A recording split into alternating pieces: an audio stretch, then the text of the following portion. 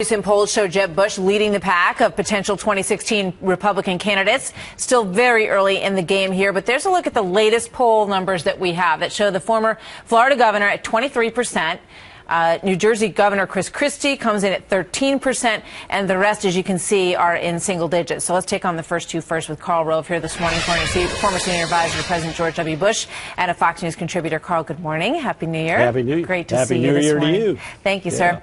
So let's talk about Jeb Bush first. I mean, this leadership committee having now been formed, how strong a candidate do you really believe that he would be, given some of the issues that a lot of people don't like about Jeb Bush? Yeah. Well, look, this is the question that people are going to ask and will be answered, I think, in the next 6 to 9 months. We will begin to get a sense of how strong a candidate he potentially is. Carl Cameron made an excellent point that Jeb Bush is raising the bar by these early moves on money, but that he's raising the bar for other potential candidates, but he's also raising the bar for himself. We now, let's assume he files this leadership pack here in the next day or two.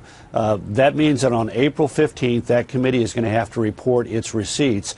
And that's going to be a challenge for Bush as well. It's got to be a number that people say, wow, that's a lot of money.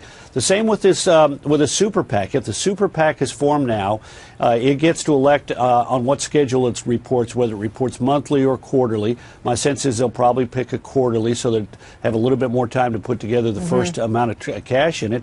But again, when it reports, people are going to have to look at that and say either wow or, you know what, I'm not all that impressed. So he's raising the bar for everybody else by saying, let's see how much money you can raise, but he's also raising the bar for himself because he's now going to have to demonstrate that he can raise substantial sums of money. And this is going to be a costly contest, and there's not going to be enough money to go around for the 20-some-odd candidates or prospective candidates who are thinking or talking about this race. Yeah, we could be talking about $1 billion race, which is just a mind-blowing number.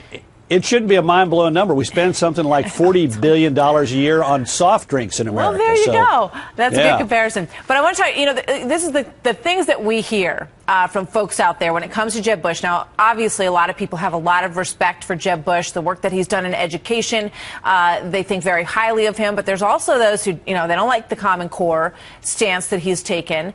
The most recent thing that is being batted around there today is a statement that he made about respect for people who choose gay marriage. That may ruffle some feathers with some constituents that may be in his corner. How does he stack up on these issues in terms of being, pretty moderate when it comes to things that many conservatives are not moderate about?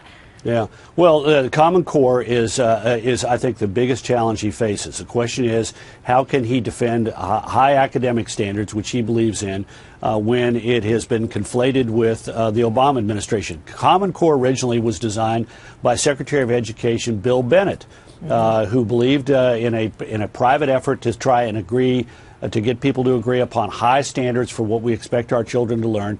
The Obama administration has gotten involved in this, and some conservatives believe that the administration is trying to push those down the throat of state and local governments and federal control. So Jeb's answer on how he defends this is going to have an impact on his standing with conservatives.